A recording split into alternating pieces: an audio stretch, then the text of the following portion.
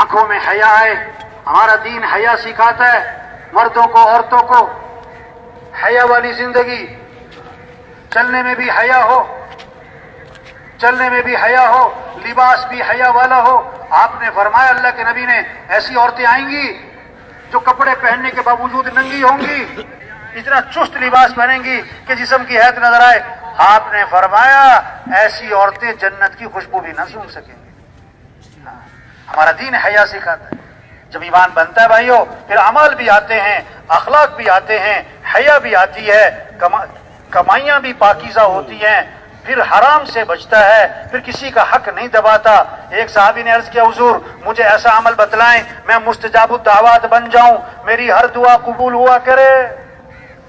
کتنی زبردست بات, میری ہر دعا قبول ہوا کرے. لوگ تو تلاش کرتے ہیں ایسا اللہ کا ولی, اس سے جا کے دعا کروائیں.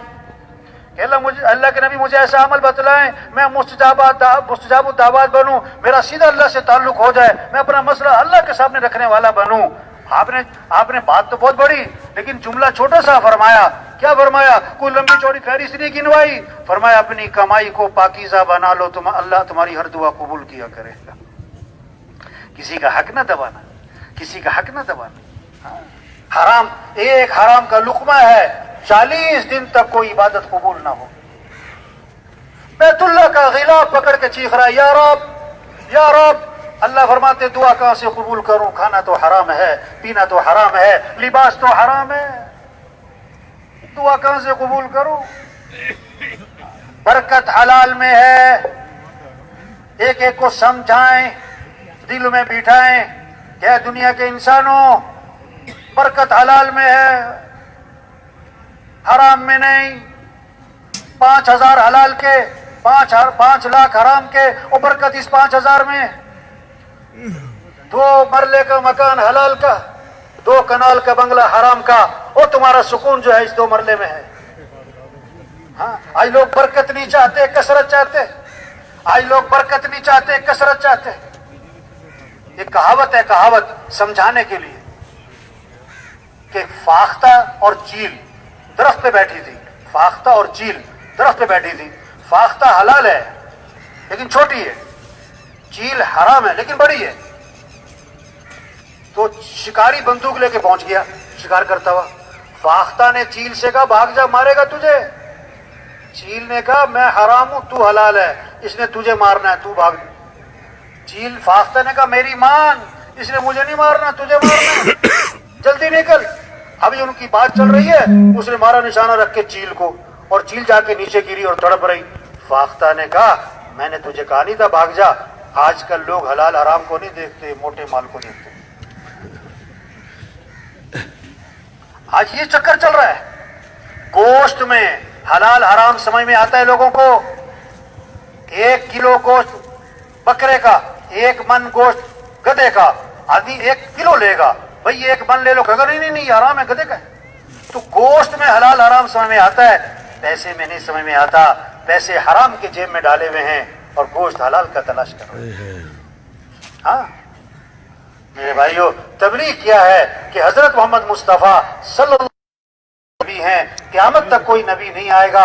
اب اللہ کے پیغام کو دنیا میں پہنچانا اور سب سے توبہ کروانا, سب کے رخ کو اللہ کی طرف پھیرنا, یہ مسلمان کا کام ہے کہ توبہ کر لو. یا ایھا الذین آمنوا توبوا الی اللہ توبۃ نصوحا, اے ایمان والو توبہ کر لو. وَتُوبُوا إِلَى اللَّهِ جَمِيعًا أَيُّهَا الْمُؤْمِنُونَ لَعَلَّكُمْ تُفْلِحُونَ. اے ایمان والو توبہ کرو سارے کے سارے تاکہ تم فلاح کو پہنچو. توبہ کا معنی ہے لوٹنا. اے ایمان والو لوٹاؤ اللہ کی طرف, دین کی طرف, اعمال کی طرف, سنت کی طرف, حیا کی طرف, مسجد کی طرف, نبی والی زندگی کی طرف. اے وزیروں لوٹاؤ اللہ کی طرف, اے حکمرانوں لوٹاؤ اللہ کی طرف, اے مالداروں لوٹاؤ اللہ کی طرف. اللہ بال سفید کر کے سمجھا رہا ہے توبہ کرو, بیماریاں لگا کے سمجھا رہا ہے توبہ کرو, حق بات کان میں ڈال کے سنا رہا ہے سمجھا رہا ہے توبہ کرو, جنازے دکھا کے سمجھا رہا ہے توبہ کرو, کتنے لوگ ہیں جو سورج کا طلوع دیکھتے ہیں، غروب نہیں دیکھ پاتے؟ درزی کو کپڑے سلنے دیتے ہیں، ابھی کپڑے سل کے نہیں آئے تھے کہ کفن سل جاتے۔ کتنوں کا آخری ہفتہ چل رہا ہے انہیں پتہ نہیں۔ اعلان ہوا مسجد میں فلاں صاحب کا انتقال ہو گیا ہے، مغرب میں جنازہ ہے، جنازہ پڑھنے گیا تو وہاں 2 جنازے دیکھے۔ ارے بھائی میں نے صبح اعلان سنا تھا کہ مغرب میں جنازہ ہے، یہ تو 2 جنازے، یہ دوسرا کس کا ہے؟ انہوں نے کہا دوسرا اسی کا ہے جس نے صبح اعلان کیا تھا۔ جگہ جی لگانے کی دنیا نہیں ہے، یہ عبرت کی جا ہے، تماشا نہیں ہے۔ بچپن نے پہلے تجھ کو برسوں کھلایا، جوانی نے پھرا کے تجھ کو مجنوں بنایا، بڑھاپے نے پھرا کے تجھ کو کیا کیا ستایا، اجل تیرا کر دے گی بالکل صفا۔ او بھائیو، ہم اپنے کام کو سمجھیں، ہم اپنی ذمہ داری کو سمجھے بھائی۔ ہم دکان کے لیے تھوڑا ہے پیسہ پیسہ پیسہ، صبح سے شام دکان، صبح سے شام دفتر، صبح سے شام کاروبار، 40 سال عمر کاروبار، 60 سال عمر کاروبار۔ ارے بھائی ریل گاڑی جب لاہور سے ریل کراچی چلتی ہے نا، ہاں جب حیدرآباد کراس کرتی ہے نا تو لوگ اپنا سامان باندھنا شروع کر دیتے، اور جب لانڈی پہنچتی ہے بہت سے اپنا سامان دروازے پر لے آتے کیونکہ سفر ختم۔ ہم سب کی زندگی کی گاڑی چل رہی ہے بھائی۔ آپ نے فرمایا اکثر میری امت کے لوگوں کی عمر 60 سے 70، بہت سے 60 سے پہلے فارغ، بہت کم میں 70 سے اوپر، اکثریت 60-70 میں مر جاتی ہے۔ اللہ کے نبی کا اپنا انتقال ہوا اور آپ کی عمر کتنی تھی؟ 63۔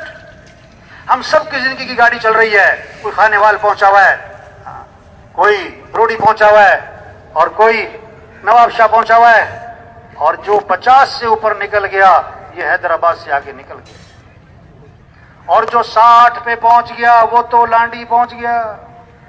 اب کوئی لانڈی پہنچ کے سیٹوں پہ قبضہ کرے، کتنی بڑی جہالت۔ او بھائی پتہ تو کسی کا بھی کوئی نہیں۔ ہم سمجھتے ہیں جو 80 سال کا بابا اس کا پتہ کوئی نہیں، وہ پتہ 20 سال والے کا بھی کوئی نہیں۔ ہم سمجھتے ہیں جس کو ڈاکٹر نے جواب دیا اس کا پتہ کوئی نہیں، نہیں ڈاکٹر صاحب کا اپنا پتہ کوئی نہیں۔ پنڈی میں ایک ڈاکٹر صاحب نے مریض کو دیکھا اور دیکھ کر کہا کہ جی یہ بچے گا نہیں، یہ تھوڑے دنوں کا مہمان ہے، یہ مر جائے گا، ایسی بیماری ہے۔ اللہ کی شان، مریض ٹھیک ہو گیا، ڈاکٹر مر گیا، تو اللہ کو پتہ ہے۔ ہاں عمر بن عبدالعزیز رحمۃ اللہ علیہ کو زہر دیا گیا، 43 سال تقریباً عمر تھی، آنکھیں بند کر کے لیٹے ہوئے تھے، آنکھیں بند کر کے لیٹے ہوئے تھے، لوگ بیٹھے ہوئے تھے غمگین۔ طبیب آیا، اس نے دیکھا اور دیکھ کر کہنے لگا ان کو زہر دیا گیا ہے اور زہر ان پر اثر کر چکا ہے، اس لیے اب ان کی زندگی کا کوئی اعتبار نہ رہا۔ یہ بات سنی تو عمر بن عبدالعزیز رحمۃ اللہ علیہ نے آنکھیں کھولی اور فرمانے لگے ارے بھائی جس کو زہر نہیں دیا گیا اس کی زندگی کا بھی کوئی اعتبار نہیں ہے۔